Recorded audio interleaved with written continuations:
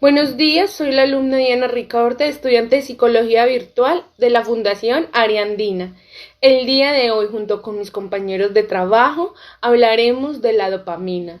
Y antes de hablar de la dopamina, explicaré qué es un neurotransmisor, que es para Ana García en 2019 describe que es el encargado de pasar información de neurona a neurona, el cual la dopamina se sintetiza en diferentes áreas del sistema nervioso central, especialmente en la sustancia negra y en el hipotálamo. Ahora sí, hablaremos qué es la dopamina.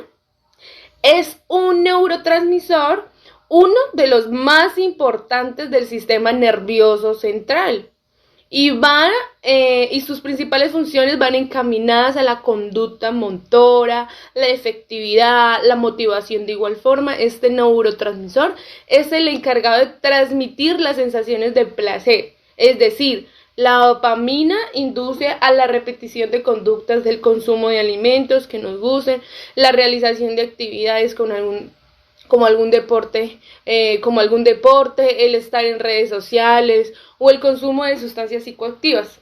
Este placer que genera, también como los sueños, nuestro estado emocional, entre otros factores, hace que nos conlleven a la generación de placer. Por otra parte, las neuronas dopaminérgicas se reprimen cuando la recompensa esperada se suprime, es decir, cuando no se hace lo que genera mayor placer. Para concluir, las neuronas dopaminérgicas o la dopamina cumplen funciones en los movimientos, en la memoria, los sistemas de recompensa, la atención, el sueño, el estado de humor, el aprendizaje. Y el exceso y la deficiencia de estas neuronas produce varias enfermedades. Una de ellas, o como son las mayores vistas, es el Parkinson, el consumo excesivo de drogas. Muchas gracias. La dopamina. Y muy importantes tales como el comportamiento, la cognición, la actividad motora, la motivación, la recompensa, el sueño, el humor, la atención y el aprendizaje. El movimiento. La ausencia de las neuronas dopaminérgicas conduce disfunción motora, como la rigidez, los movimientos lentos y temblores, ya que nuestro cerebro para moverse de manera fluida, versátil y sucesiva necesita de ciertos niveles de dopamina. Cognición y corteza frontal. La dopamina controla el flujo de la información de los lóbulos frontales.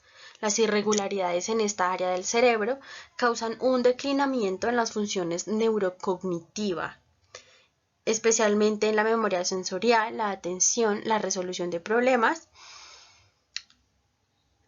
Las concentraciones reductivas de la dopamina en la corteza prefrontal contribuye al TDAH. La ausencia de dopamina también produce apatía, es decir, falta de motivación, y anhedonia, falta de placer al realizar actividades. Debido a esto, se halla con frecuencia personas que padecen de ansiedad social. También afecta el sistema de recompensa, el cual está encargado de mediar sensaciones de placer en el organismo al momento de hacer estímulos o acciones básicas, tales como comer, tener sexo, jugar, algunas sustancias adictivas y estímulos neutrales que se pueden asociar con estos. Inclusive, ¿qué pasa en el cuerpo cuando se presentan altos y bajos niveles de dopamina?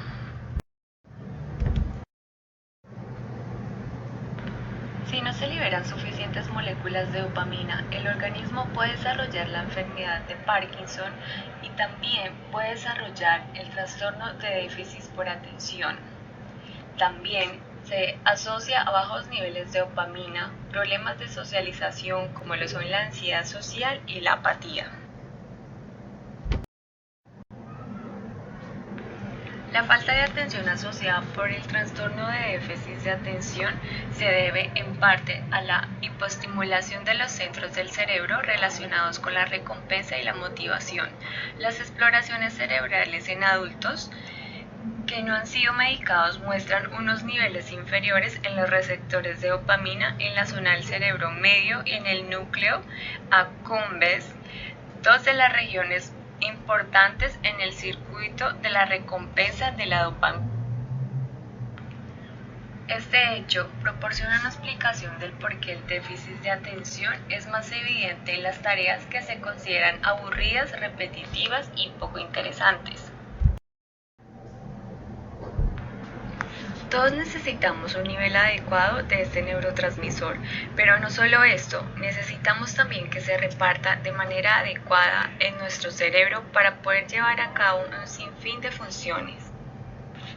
Por otra parte, el exceso de esta hormona puede conducir a manías, alucinaciones o esquizofrenia. Altos niveles de dopamina se relacionan con hiperactividad, hipersexualidad e hipersocialización.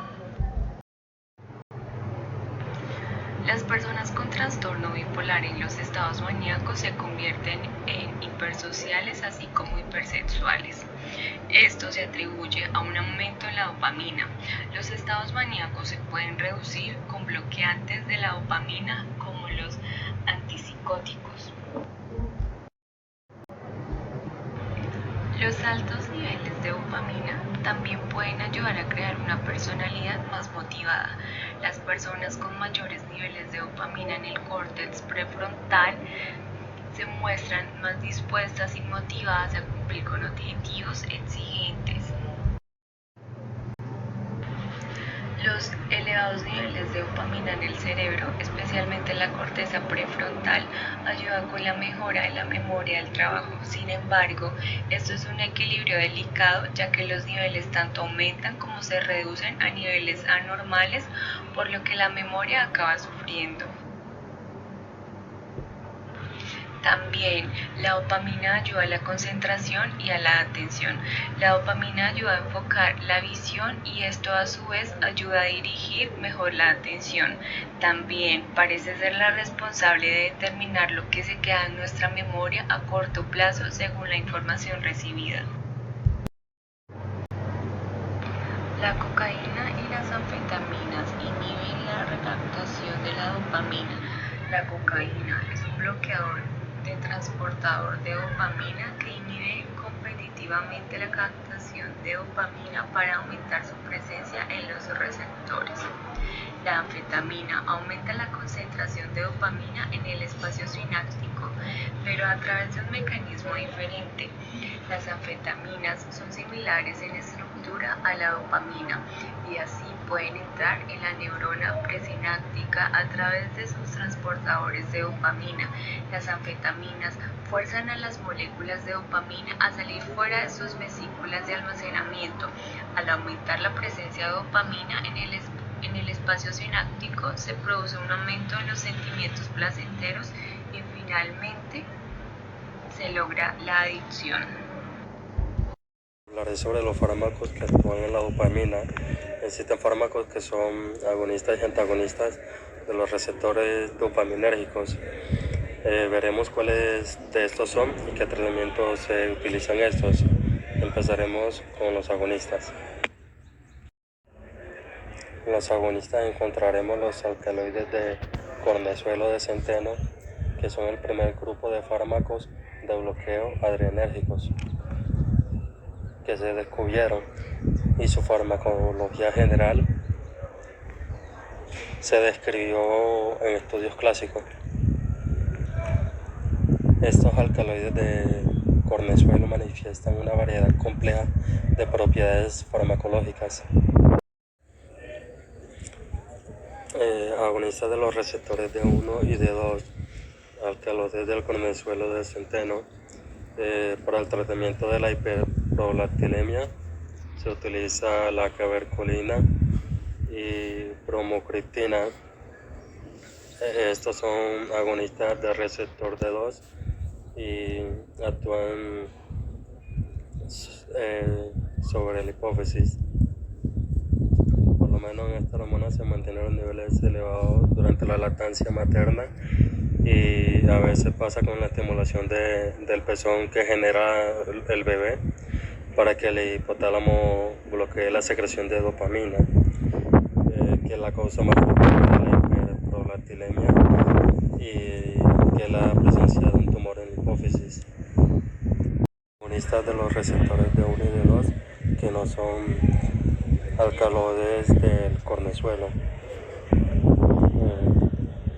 Encontramos la apomorfina, que es un derivado de la morfina.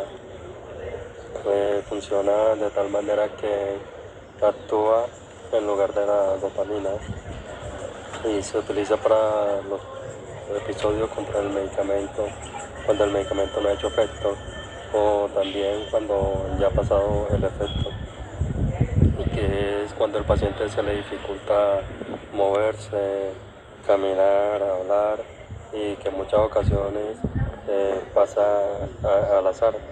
Esto ocasiona especialmente en las personas que sufren de Parkinson avanzado, y ya lo que es la rotiglutina, más conocido como el parche transgénico de rotiglutina, pertenece a la clase de medicamentos llamados agonistas de la dopamina. Estos parches de rotiglutina se utilizan para tratar el síndrome de piernas inquietas, el cual causa un fuerte dolor en las piernas, la necesidad de moverse, sobre todo por las noches o cuando se está sentado o está acostado. Contra este tratamiento se utiliza el pramiprazol, que tiene mayor afinidad en D3, y roprinirol, que son agonistas para el síndrome de piernas inquietas. Por último encontraremos los antagonistas, que se utilizan para los tratamientos de esquizofrenia y se clasifican en 2 tipos: los antipsicóticos típicos, que son de primera generación, como la clorpromazina, antagonista del receptor D2, y los antipsicóticos atípicos, que son de segunda generación, que se originaron con la clozapina y se caracterizan por sus efectos secundarios, que son más benignos de los antipsicóticos típicos.